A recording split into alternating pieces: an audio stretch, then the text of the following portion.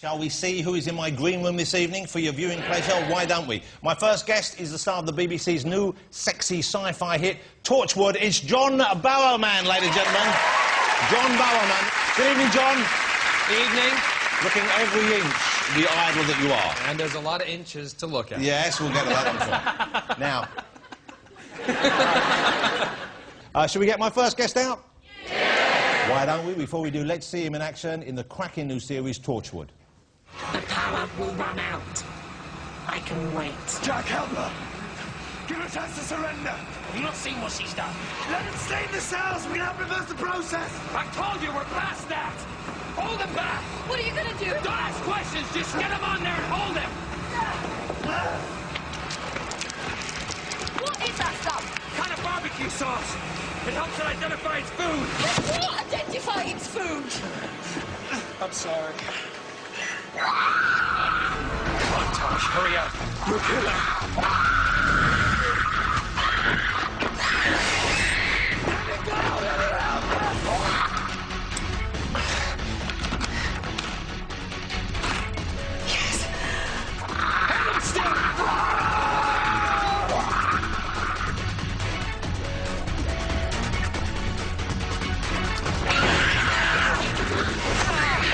Come on. Come on, a sexy lady robot punches a pterodactyl while Captain Jack goes up in the lift. That's what you want. Here he is. It's John Barrowman, ladies and gentlemen. I lost my heart to a starship trooper, flashing lights in hyperspace. I lost my heart to a starship trooper. John Barrowman. Thank you, guys. How exciting to have you here. How exciting to be here. I mean, this is when you've made it. You come on the Rossi shows. Well, we'll see how well you do before we decide. How great to have you, because I love you as Captain Jack. I loved you in Doctor Who. Me and the family sat and watched. And now you've got the spin-off series. We're loving that as well. Yeah. It's terrific stuff. Are you enjoying John in Torchwood, ladies and gentlemen? Yeah! Good, It's a great show. For those who might not be aware necessarily, because not everyone's seen it yet, how are we describing? He's kind of a time... Well, what is he? Well, Captain Jack, he's not a Time Lord. He's a time agent who has gone rogue and has traveled through time to help himself find out some years of his life that have been missing.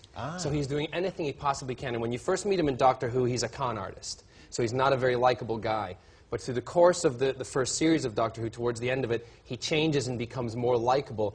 And in a sense, that's what happened with the audience. The audience didn't like him at first. Well, when he first appeared, yeah, I was a bit weird. I didn't want to see it. You just wanted to see the Doctor and Rose, and then suddenly this fella came in and he was larging it all over, bigging himself up, and you think, get out of here, we want to see Doctor Who. But then you grow to like him. For some reason, the British public took to him, and you know, great as it may be, because it just led to more things, and it was fantastic. The character Captain Jack, he's quite unusual in science fiction in that, and certainly, you know, especially on British TV, because it's quite a grown-up show. Yes. Torchwood now, yes. isn't it? Yes. They hinted at Jack's, let's face it, his kind of open sexuality. He's what we like to call, if you need a label, you'll say bisexual, but if you want to use the science fiction terms, he's omnisexual. Omnisexual? Yeah, he'll kind of, I don't know if I'm going to say it anyway, you can bleep it out, but he'll go with anything with a hole. He's kind of like, he's like a time-travelling Wayne Rooney. And he's got... Watch out, Bollo's interested in that. I like this. Actually, that's quite turning me on. You know what? I might have It's quite some of that sexy, action isn't as it? well, Yeah. Get the Planet Earth cameramen, and we'll both have a go. They're quite pliant. Okay, Bollo's interested. Do you think, joking aside though, could you f*** a monkey? Seriously. All right, let me ask you this. No, seriously. If you were trapped on an island, just you, and quite a sexy monkey, and maybe the only other thing you had was like a razor and some shaving cream, right? Yeah. Would you make love with a lady monkey or even a gentleman monkey? You know what? If you're hard and horny enough, I think you'd do it. Yeah? I really think you would. I apologise if you've already heard this question on Parky, but I thought we had to... Some would say I f***ed a few gorillas in my time. Excuse me. I don't think you need to ask them for the forgiveness. I think Bollo's the one you've upset. I think he was quite interested. No. No. He's grumpy. Yeah, no, he is interested, see? Yeah, I just want to reassure Emma and Gwen, I will be asking all my guests the same question this evening, okay? Why is concerned is not because their mom and dad are in the audience. Well, why didn't you tell me that earlier? I know, but now you know, right? I would have been more polite. I would have said, would you fornicate with the simian? Right? You'd have approached it more gingerly. Would you shag a monkey? Never mind dragging it down to your level. I had some very intellectual questions for you this evening, Right, John. go on then. OK, let's talk a bit more Torchwood, where it's going, because I've been watching it every week with my kids, and I know it's kind of more for grown-ups, but Yeah. I mean, I think, you know, the older ones have been fine with it. It's about episode 4 or 5 now that we've had? We've had episode 4, 5 coming up this Sunday on BBC 3. OK, and what's happening with the rest of the story? Have you filmed the whole series already? The whole series, we just finished on Saturday, and we had a huge, big blow-up party, which was one of the best rap parties that I've ever been to. And you film in Cardiff, don't you? We film in Cardiff, Yeah. Wales, but Cardiff is not pretending to be something else. In Doctor Who, Cardiff pretends to be London, but in Torchwood, Cardiff is Cardiff. The series itself, what's happened in episode 4 and the last one, you're finding out that everybody has a secret. All the people in Torchwood have some sort of a different agenda. Yes. One bloke, he had the cyber woman, the robot lady you saw fighting the pterodactyl there. He had her hidden in a room downstairs. That's right. She was in the basement in the lower level of the hub, which is our base. Yeah. And she was being kept alive by him because he saved her. This is going to sound really laborious to those of you who don't know, but he saved her from Torchwood 1, which was destroyed by the Cybermen and the Daleks during the Battle of Canary Wharf. Okay. Here's the thing I love about John. When you see John, you think he's a good-looking man, he's got matinee idol, but actually, scratch the surface, and he's an annoying 13-year-old, isn't he? It's the Battle of Canary Wharf, and then the robots came in. Yeah.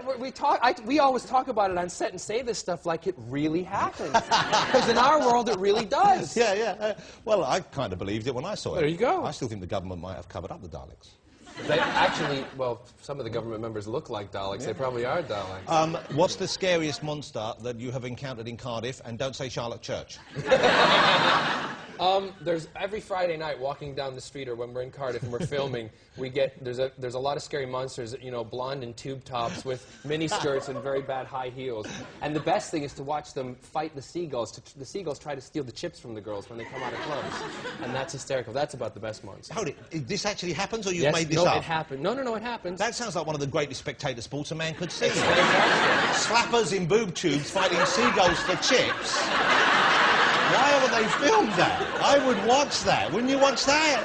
If you put a live cam up, I would watch that, and we could bet on which one was going to get the... That sounds like a great night out. It's a great night out. What do you think? Why do you think we were so late in finishing the shoot? We were all watching the boob top. So you'll obviously enjoy making it. And the series, can you give us any clues as to where it goes in terms of the characters and other creatures we might be encountering? For example, next week, who's I really can't tell you because it's you know, I've signed a secrecy clause and we're all told not to say anything because why would I want to spoil what's to come? All I'll say that next week you'll encounter fairies, and not our kind, but those kind. Okay. Actually, they're the same, aren't they? Yeah.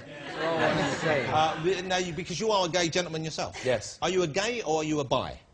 I'm sort of. I know I'm gay. I'm not bi. I mean, But you've I dabbled. still like women. Yeah. I think women are extremely sexy, and I think one of the best parts about a woman is her breasts.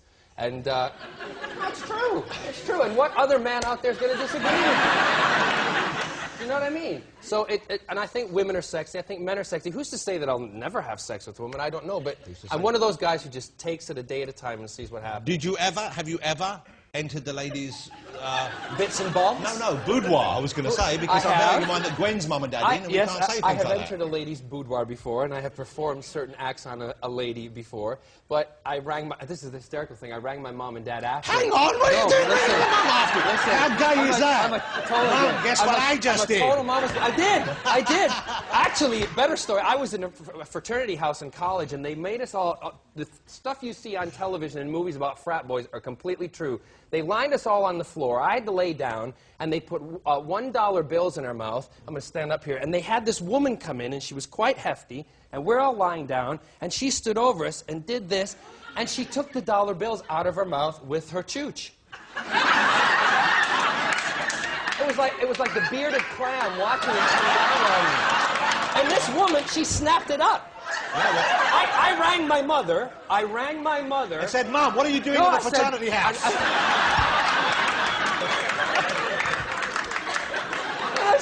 I said, what do I do?